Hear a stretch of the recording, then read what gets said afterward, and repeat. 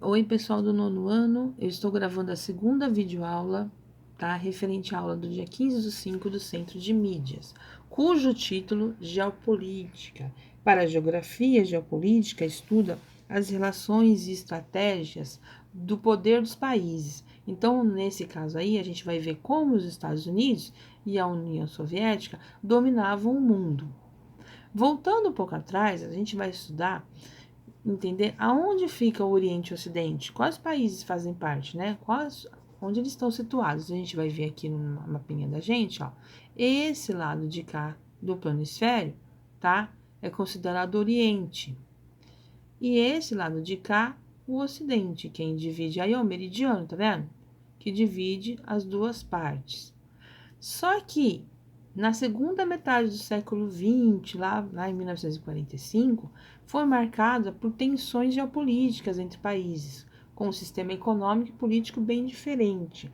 Então, neste contexto, a palavra Ocidente e Oriente não significou uma divisão física, e sim uma divisão geopolítica, onde o Ocidente, tá aqui, ó, representava os países alinhados aos Estados Unidos, tá? Então vamos olhar aqui um pouquinho, ó.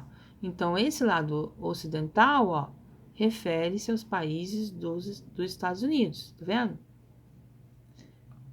E na e o Oriente representava os países alinhados à União da República Soviética Socialista. Resumindo, o mundo estava dividido entre duas potências, tá? Chamada aí, ó, uma nova ordem mundial, ó, mundo bipolar, que durou de 45 a 91. É quando os Estados Unidos, que representavam os países capitalistas, só para lembrar, capitalismo é acúmulo de capital, propriedade privada, tá? Estavam do lado ocidental. E a União Soviética, representando o socialismo, que representa, tá, o Estado maior, né, o Estado controlando uma menor desigualdade entre ricos e pobres, certo? Então, né, algumas dessas associações envolviam acordos militares oficiais, né, como a OTAN. Então, países se aliavam militarmente aos Estados Unidos, tá? E do lado aqui da União Soviética, o Pacto de Varsóvia, onde os países do leste asiático aqui, ó, tá? Se aliaram à União Soviética. O Brasil, né, aqui, ó, aqui, ele era aliado aos Estados Unidos, mas ele não fazia parte da OTAN. Outros países, tá, eram neutros.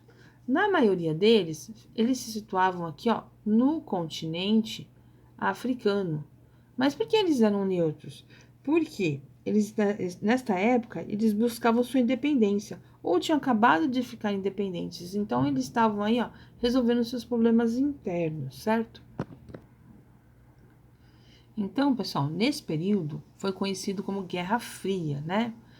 E a Guerra Fria era ideológica.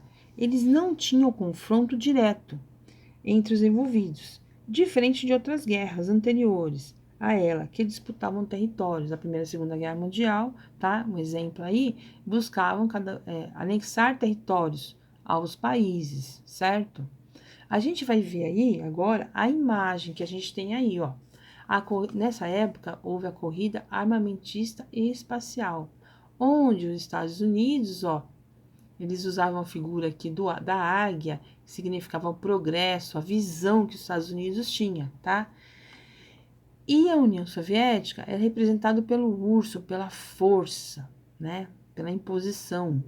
Então, essas duas figuras aqui, ó, naquela época, representavam aí a disputa, né? Quem seria o melhor, né? Tanto quem faria o melhor armamento, né? Quem chegaria na Lua primeiro, tá? Sempre na disputa, tá? Só que isso para nós, no nosso dia a dia, trouxe vários benefícios, porque retratamos aí os avanços tecnológicos, né, desta época, pois esse desenvolvimento culminou em invenções que facilitam hoje nosso dia a dia, tá? Como computadores, satélite, micro-ondas, entre outros. Então, aí a aula é curtinha, não ficou longa, e eu fiz um textinho e uma atividade, eu espero que vocês aí contribuam com a gente aí. Então, ficamos aí para a próxima aula. Obrigada.